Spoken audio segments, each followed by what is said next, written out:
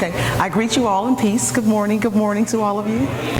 So my name is Ronsha Dickerson, and I have the honor to talk the libation part of the ceremony today. And libations are generally what we give when we want to give homage to our ancestors, to ask for their love and their historical contribution to us to be given to the ceremony today. So we open up the floor, we open up the time for everyone to speak out to libation. Could be anyone that have been a fighter or a leader or someone even in your family that has done significant things, or you just dearly miss them. And you want to give the libation to ask for their spirit to come and their greatness and all their love to come into the room or into the sanctuary to fill it up with joy and laughter. But before we start that part, we have to ask for permission from the youngest person. Can the youngest person in the audience come up here with me? Have the youngest, maybe the smallest person that can talk, the smallest one that can speak. Is that you? Come on up here. Because that baby can't talk for me. Come on up here. Come join me up here. Yeah, I need a small person up here. And then I need the elder in the room. Who's the oldest, or should I say the more experienced person in the room? Who's that person? Whoever that is, join me. We're going to ask a question. So come here, honey. Tell me real fast. What's your name? Willa. We have Gary here. Gary. Okay, come on. Can you join me? I'm not sure.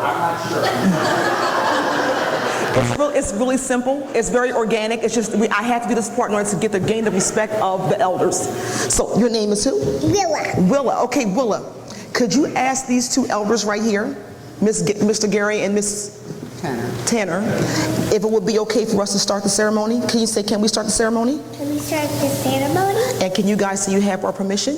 We have your permission. Well, there it is. We can start. Give them a hand. Thank you. Thank you for your assistance. Thank you so much. So in order to start the ceremony, we generally have to ask the youngest person in the room to ask permission from the elder. In West African, in African culture, it's important for us to always give homage to the elders at all time, living with us, those who have paved the way. That's very important. So for libation purposes, again, we pray for the best spirits of those that we love, those who have fought for us, those who have made great changes in our lives. We ask for their spirit to come and fill the room full of joy, because we have to know those spirits, they exist, and it's important for us to bring them spirits into the sanctuary and have that love and joy inside the sanctuary. So I'm going to start here. We have our libation glass here, but we generally do it in our Kikambe Cha Umoja. I'm going to pour it in here for traditional purposes. Okay, so I'm going to call out a name, and we'll say, bless this event. When we call the name, then I want you all to call the name, okay? Any name, family member, community leader, national leader, international leader, anyone you would like to give homage to right now. We're going to say bless this event. Just yell them out, okay? I'll start with myself. I'll say Harriet Tubman. You say? All right. Someone else? Nelson Mandela. Bless this event. Mommy, bless this event, all right? You have to respect the young. Have to respect the young. Anyone else? Marcus Garvey. Marcus Garvey, bless this event. I heard Dr. King, bless this event. Help me out. Yes, bless this event. Bless this event. Francis. Bless this event. Bless this event. Mother Teresa, bless this event. Paul Robeson, bless this event. Yes, bless this event. Bless this event. Andrew Young. Bless this event. My grandmother, Gertrude Kennedy. Yes, bless this event. Raphael Ramos. Bless this event. And Langston Hughes as well. Bless this event. Any more? Fidel Castro, bless this event. Yes, bless this event. And we all say together, bless this event. So now we have called on our ancestors to come and fill this room full of joy and laughter and praise. And now we are ready to start the ceremony. Thank you. Thank you. You're welcome. Kwanzaa is a national, international holiday that's done December 26th to January 1st. It was created by Dr. Malana Karinga back in 1968. Dr. Karinga went through Africa and found the best of its culture, the richest of its fruits and lands and harvests. And Kwanzaa simply means first harvest or first fruit. So Dr. Karinga went to these lands, and he traveled and talked to the people of the land to discuss why it's needed in the States. And at the time, he looked at the African American community as something that needed some more of a spiritual help to do something 7 days a week, and also to brand it to be 365 days a year. So the beauty of Kwanzaa is the symbols that are part of the table that go along with the principles. When we do Kwanzaa ceremonies, we always ask everyone to pick from the best of anything you have in your community. We always have to go locally instead of going so nationally or internet-wise. We're so internet now these days. We want to keep everything local. So you go to your local grocers, your local produce stands, you go to local stores, and you produce your table building up upon that. So we're going to briefly go through the symbols that create a Kwanzaa table, then we're going to go into the actual lighting ceremony. So we're going to have a little interaction right here. I'm going to say some words to you in Swahili. I want you to say them back to me. I'm going to tell you what each symbol means on the table. And it's important that you know the symbols and what they mean and what they represent. It's important for the children to also know these things so they cannot be confused with comparing Kwanzaa to Christmas, because Christmas and Kwanzaa are two separate things. Kwanzaa is a celebration of culture. Christmas is a celebration of religion and life and the birth of our Savior Jesus Christ. So we're going to start here. So I'm going to say a word to you, say back to me, and then we're going to go forth. So the first thing on the table I want to talk about is the foundation table. It's called the mkeka. Can we all say mkeka? The mkeka is the mat. The mat is the foundation table, represents the strength and the beauty of Africa. So we put the mkeka, it's a brown mat that's on the first of the table, on the front of the table, and it's important that you put the mkeka down first. On top of the mkeka is the kanara. Can we all say kanara? Kanara is the candle holder. The candle holder holds up 7 candles, 3 red, 1 black, and 3 green. And the candle holders that are held in here are called the Mishuma. Say Mishuma. Saba. The Mishuma Saba is the candles that are inside the candle holders. Drummers, you can give me a little rhythm back there. You guys ready? Give me a little rhythm. They back there. They want to give you a little taste of the sounds of Africa. So the Mishuma Saba is the 7 candles that are inside the candle holder. And inside these candles is different colors. So each of 7 candles represent a day of Kwanzaa. You start with the black candle first in the center. Then you go to the red, then the green, the red, the green, the red, the green. Make sense? Okay. The next symbol on the table will be the mazao. Everyone say mazao. The mazao are the crops. It's important to pick the freshest crops to put on your table. You want to have crops on your table fresh every day from your local grocery store, your local grocer, your farm in your area. Pick the best of the crops because you want to invite people to pick from your table. You don't want to have too many artificial things on your table because remember, Kwanzaa, it means first harvest. So you want to pick the best to take from the earth to put back into your body. So you pick the best fruit, and then after every Kwanzaa celebration, we give the fruit out to the community to make sure that everyone's picking the best for themselves. All right? The next symbol on the table is the bendera. Can we say bendera?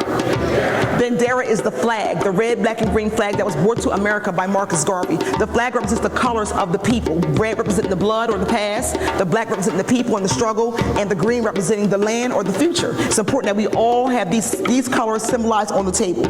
One thing I want to talk about on the table is a big symbol, or the muhindi. Say muhindi.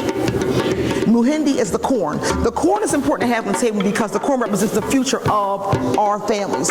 You put the freshest corn, you can use dry corn as well. We use fresh corn during the harvest season because we want to represent the children. Now we have 6 ears of corn on our table because I have 6 babies. 6 lovely babies, yeah. So I have a corn per child, and the child represents the future of our family. So when you put the muhindi, it represents the children. If you don't have any children, you put 1 corn per sex, male and female. If you have 10 children, you better start stocking up on your corn, okay? And you can also get the dry Indian corn that works just as well on the table too. It's a beautiful color to the table. So the muhindi is important to have on the table. Another thing on the table I want to talk about is what I talked about in the beginning is the kikambe. Say kikambe, cha, umoja. This is the unity cup. The unity cup is what we drink from every day as we light the candles. So we sit around in a circle at our table and we drink from the libation cup and we talk about how we're going to pursue the principle of the day.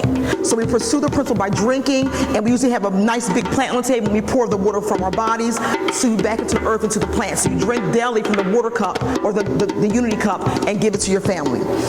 One last symbol on the table important to have, and this was created by my children, is the actual Nguzo Saba. This is the 7 principles of candles. 7 principles of Kwanzaa, pardon me. These principles are important to go over every day. Know them, love them, embrace them, talk about them, and see how you can be able to be diligent to practicing them every day. Not just 7 days, but all year long, all year long. So we'll go over the Nguzo Saba. If you like the candle ceremony, we'll do that part next. And the last thing I want to talk about on the table is 2 things. The Zwadi. Say Zwadi. Zwadi are the gifts. Now this part I have to take a little time to talk about. We don't want anyone to get confused about Kwanzaa time. It's time for us to go out and buy a bunch. You have we call the second layer of shopping for Kwanzaa. No, we don't do that. We want to go into our community and do things by hand, be creative. My sister makes lovely garments to give to the children every year. She handcrafts scarves and headbands, and these are gifts we give to the children so they can show them purpose. Things you can do by your hand. We also she handcrafted also a lovely hat for the gentlemen to teach them the pride in their culture. These things are important to have on your table to show them that all gifts are not always bought from the store, you know, so we don't want you to go out and say, I got to get my child the latest iPhone 6. No, not for Kwanzaa. We don't want to do that. We don't want to get into all that. We want to be able to pick things that make sense or pick a need. If you see a child that's in need, they may need a sweater or they may need some new shoes. You want to maybe try your best to pick from a local community store and buy things during that season to be able to put that money back into the community. That's very important. And I have a lovely creative box that my other sister made that is a Zwadi, it's a gift. So you might want to put some artifacts in here, or what we always want to give out, we want to give books. Books are a great gift during Kwanzaa. We always want to give the gift of literacy. Literacy is important to give to the children because it gives them opportunity to learn and read about themselves. One book we always read every year during Kwanzaa is Mufaro's Beautiful Daughters. It's a very great book. If anyone has ever read this, it's a great story about the beauty of good and evil between two sisters. And then we also bring out so my cheat book I give to my daughters. We bring out this one, My First Kwanzaa. Great book. It's a cheat book, I call it, because inside the book it gives you a breakdown of every symbol through a child's eye. So how they see it, how they pronounce it. Very great book. And then we also always put on the table the book by Dr. Karenga himself. Thank you. Thank you. My book's from thank you so much. This is the book by Dr. Karenga himself. Every year he produces another book, or every 2 years he gives another book from himself to talk about the reason why we have to keep pushing the culture and the principles of Kwanzaa. So this book was given to us back in 2001, and at that time we had 2 children. So now we've gained some more children, so he signed his book for our 2 children, and we keep this book on the table to remind us to keep pushing and to keep being strong in the resilience of the culture of Kwanzaa. So these are just great symbols to have on your table. Everyone can add more. You can get the biggest Kinara ever. You can get greater and bigger things, but the simple things is what means the most. Be simplified. Don't go out and overspend for the sanctity of you just want to have a beautiful table. Make sure you know that each symbol represents something beautiful inside you and your family, and that's important. So before we can move on to the candle lighting ceremony, I want you all to know that during Kwanzaa you hear people say words like Habaragani. Everyone say Habaragani.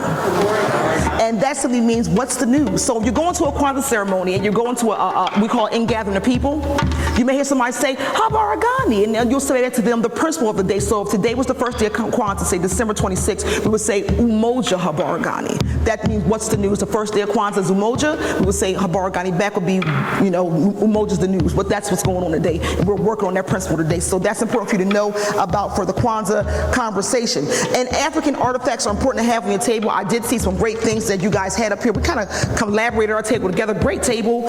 African artifacts are good to remind us of how important culture and rich artifacts are to have. Books and artifacts are important to have in the culture. Remind the children and yourself about how rich the culture of Africa is. And like I see the little doll here, very important to have. Handcrafted things are so important to have on tables. These make a difference when a child can come and see details and things done by hand or brought from a special area. Someone has specialized in doing things like this. It just creates the creative mind. Always going to how the children today are so engulfed in doing this. Everyone's so into this or, some kind of technology. And we actually now we give hugs by way of emojis or, we give a hug, that way. We don't give good conversation anymore. We just always FaceTime or doing these things. So Kwanzaa, I remind people to put the phone down and let's just talk one-on-one and have a conversation one-on-one. So now we're going to go into the candle lighting ceremony, which is very important. I'm going to say the principle of the day. You say it back to me. We'll talk about the principles a little bit and go over. So the first day of Kwanzaa will be for the principle of Umoja. Everyone say Umoja. Umoja means unity. That's the black candle, like the black candle first, unity. Now, on the first day of Kwanzaa, December 26th, we want to have that unity with ourselves. Always talk about self first. Go into yourself and unify with yourself. I know some days, and I don't know if anyone here can attest, I struggle with myself. Some days I say, oh, I don't feel like it. Then the other side say, yes, I do feel like it. You can have an inner struggle with yourself every now and again. So have unity with yourself first. And I'll be the first to admit I do go through inner conflict some days and I just don't feel like it. And that's that's normal. That's naturally being human. So the first day, unity. Find ways to be unified with yourself and with your family, with your community, with your church. Do things that make sense to you. Do things. If you see a person that's in need, help that person. You see something that's going wrong, help that situation. Do things that make sense and unify in not just your home, but make it a broader unification, and go into the community and do things that you know you may have overlooked or maybe overseen. Go into the community and help. The next day of Kwanzaa, December 27th, would be the principle of Kuji Chakalia. Say Kuji Chakalia. And that simply means self-determination. And that's an easy win right there.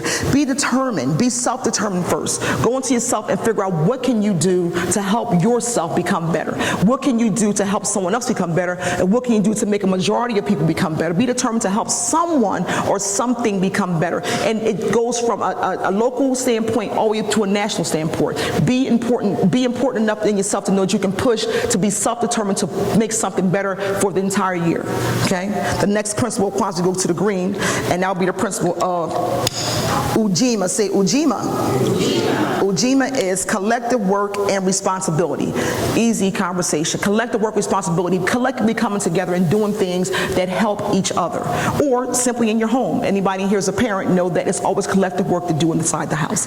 Everyone can, with 6 children, we have a lot of collective work to do inside of our house. So we try to find projects to work together collectively, but also in our community, we don't just keep it home. We take out in our community, we may sweep do a neighborhood sweep, build up a garden, go into our schools and maybe paint the schools up, maybe go into our neighborhood community centers and maybe change around a room and make it a little more modern. Do things collectively so you can make a difference inside of your, again, in your family, your neighborhood, and then also in your community, and then it can become something you can do locally, nationally, internationally. The next principle of Kwanzaa will go over to Ujamaa. Say Ujamaa. Ujamaa, cooperative economics. Cooperative economics. Simply said, cooperative economics, bringing money together, bring the money in. I keep talking about keep the money locally. Instead of us going into the high-end stores and name brand stores, sometimes we got to keep the money right in our community to build that community, because we don't have our local stores. We don't have local products going on inside of our community. We tend to see the community's what we call morale drop. So we have in our, and I live in Camden, New Jersey. There's one bookstore in Camden, New Jersey. It's an African-American owned bookstore. It's called La Unique Bookstore. At that bookstore, I get all my books. I get all my Kwanzaa symbols. I get my Kanar from there. And the person that makes these things is located in Camden, New Jersey as well. He makes the Kanars. So it's important for us to keep that dollar and that money cooperatively in the community to build the revenue inside our own communities. Important to put the money back into your neighborhood, wherever your neighborhood is. Make sure the money, instead of passing by the local neighborhood store, the hardware store, keep making store and going all the way to Home Depot, keep it inside the community. Keep it right inside your community. All right? The next principle, we said, everyone say Umoja. Unity. Kuji Chakalia. Self-determination. Ujima. Collective work responsibilities. Ujamaa. Cooperative economics. Then it goes to the principle of Nia.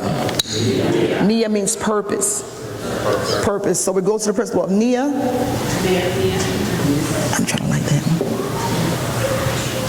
Get there. Sometimes I can't. Nia. So Nia is a beautiful name. Everyone know one name Nia. Nia is a beautiful name, but purpose. Everything you do in life have purpose. Please don't just wake up and say, I'm here. Be more than just here. Be available. Be present.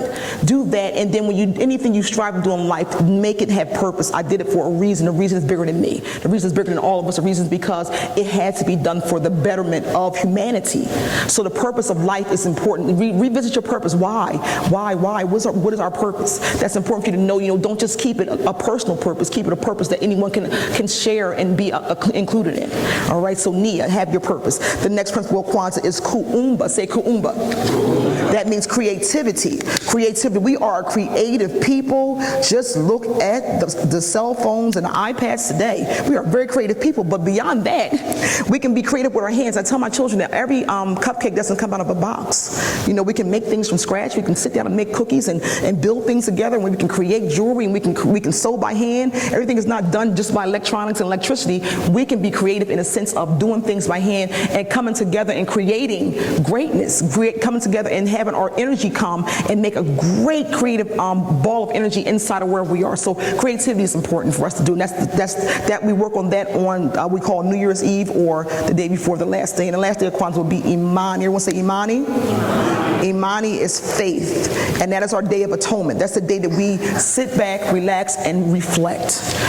Everyone makes New Year's resolutions. We get into so many great things about what we're going to do for the next year and how we're going to push hard and we're going to lose weight and I'm going to focus on this, I'm going to do that, I'm going to do that. Instead of getting to all that, I want to reflect on how I can make myself be at peace. How can I find ways to make others at peace? How can I find ways to help others I know that are struggling? How can I do more than just for myself? Because it was said that if you're only working for you, you're doing half of the work. When you work for someone else, then that's when you're really serving. So you have to serve. And that day of peace and atonement, learn how to serve and help others. And that's what Kwanzaa is all about, helping others and also being focused on building up you, your family, and your community.